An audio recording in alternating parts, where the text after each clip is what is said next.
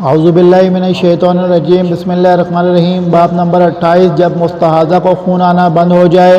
حضرت ابن عباس رضی اللہ عنہما فرماتے ہیں کہ مستحاضہ کا جب خون بند ہو جائے تو غسل کرے اور نماز پڑھے، اگرچہ یہ بندش تھوڑی دیر کے لیے ہو۔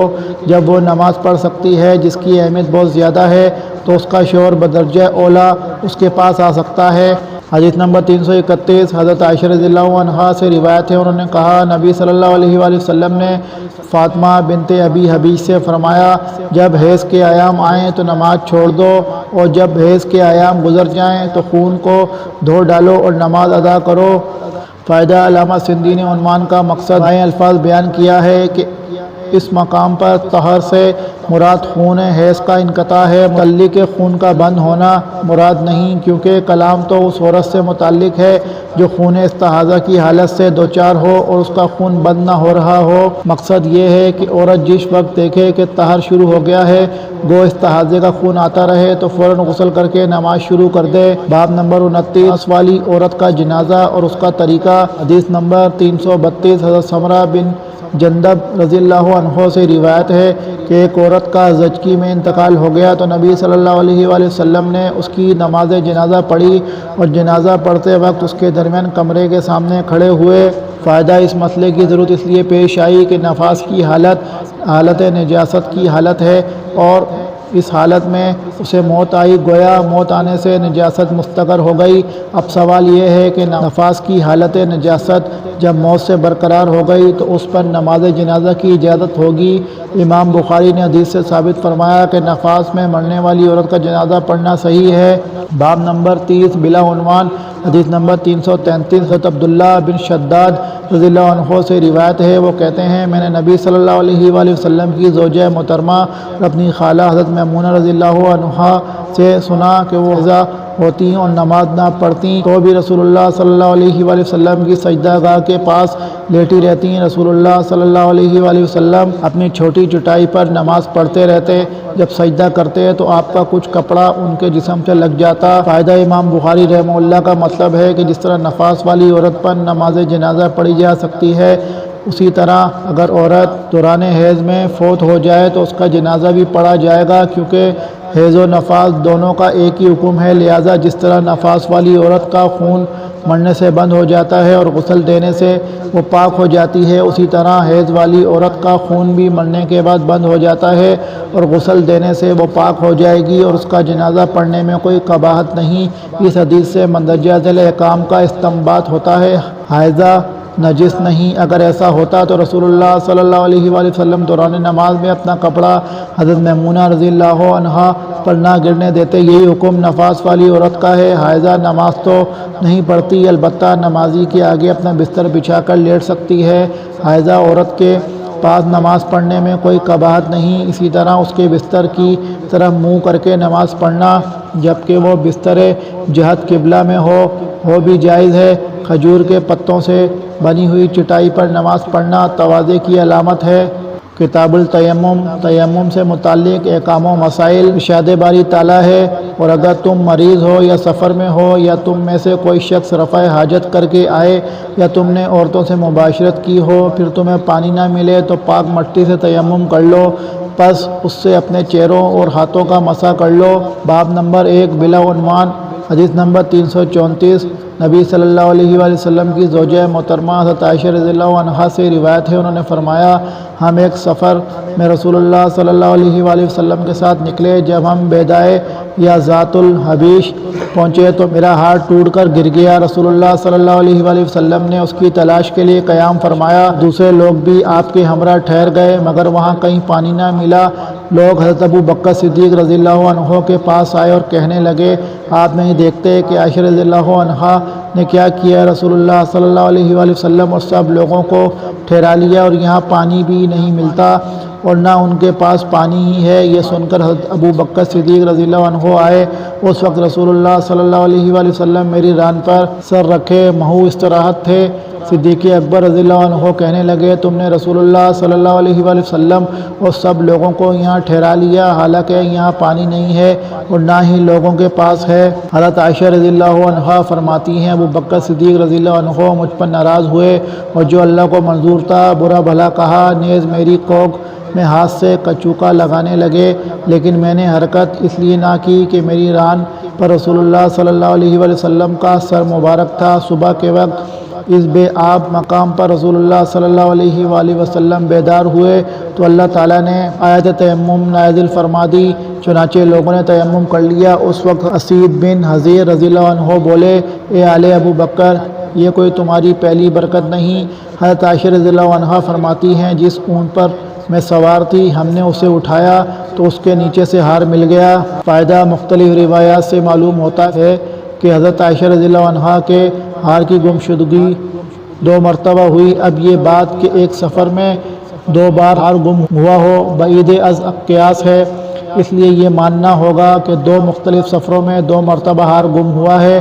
اس کی تفصیل حسب ذیل: ایک مرتبہ غزوہ بنی مستلق سے واپسی پر حضرت عائشہ رضی اللہ عنہ کا ہار گم ہوا جو انہوں نے اپنی بہن حضرت اسماء رضی اللہ عنہا سے عاریۃً لیا تھا۔ اس مرتبہ انہوں نے خود ہی تلاش کیا اور اس وقت دستیاب ہوا جب لشکر کوچ کر چکا تھا۔ دوسری مرتبہ غزوہ ذات الرقاع میں آپ کا ہار گم ہوا۔ اس مرتبہ رسول اللہ صلی اللہ علیہ وآلہ وسلم نے اپنے صحابہ کرام رضی اللہ عنہم کو اس کی تلاش کے لیے بھیجا اور دوسرے لوگوں کو تلاش کرنے کے سبب اس میدان میں رکنا پڑا۔ طبرانی کی ایک روایت میں اس موقف کی معید ہے۔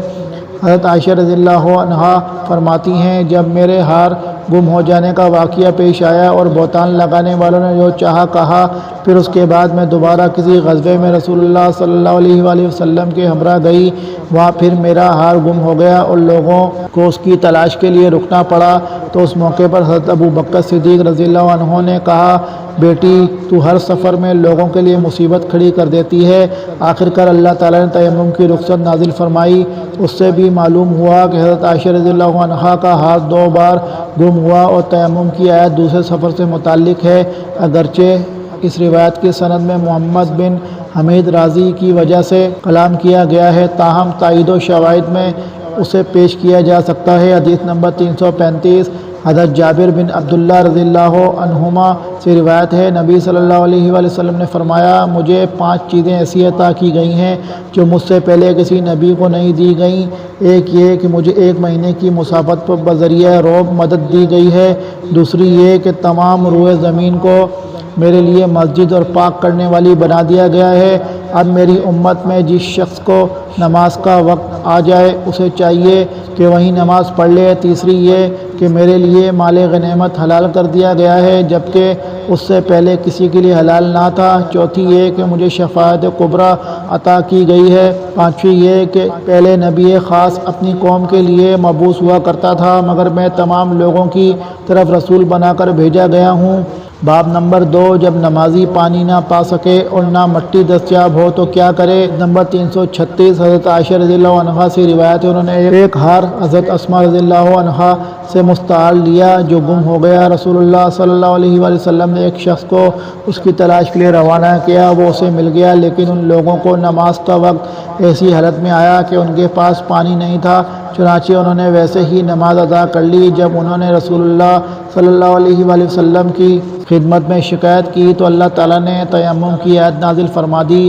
حضرت اسید بن حضیر رضی اللہ عنہ نے حضرت عائشہ رضی اللہ عنہا سے کہا، اللہ تمہیں جزائے خیر دے، اللہ کی قسم جب بھی تم پر کوئی ایسی بات آ پڑی جسے تم ناگوار خیال کرتی تھیں تو اللہ تعالیٰ نے اس میں تمہارے لیے اور تمام مسلمانوں کے لیے خیر و برکت عطا فرما دی۔ فائدہ فاقد الطہورین، پانی اور مٹی دونوں چیزیں نہ پانے والے کے متعلق امام احمد بن حنبل رحمہ اللہ کا یہ موقف ہے کہ وہ ایسی حالت میں وضو تیمم کے بغیر نماز ادا کر لے، اس کی نماز صحیح ہے اور اس کے ذمہ کوئی قضا وغیرہ نہیں، کیونکہ ارشاد باری تعالیٰ ہے فاتقوا اللہ ما استطعتم، جہاں تک ہو سکے اللہ سے ڈرتے رہو۔